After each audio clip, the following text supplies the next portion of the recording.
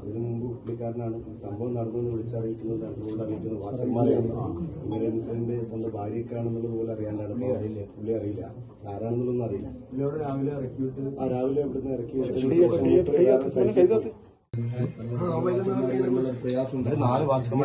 രണ്ടുപേര് വരുന്നത് ഇവര് മാത്രമേ ഉള്ളൂ.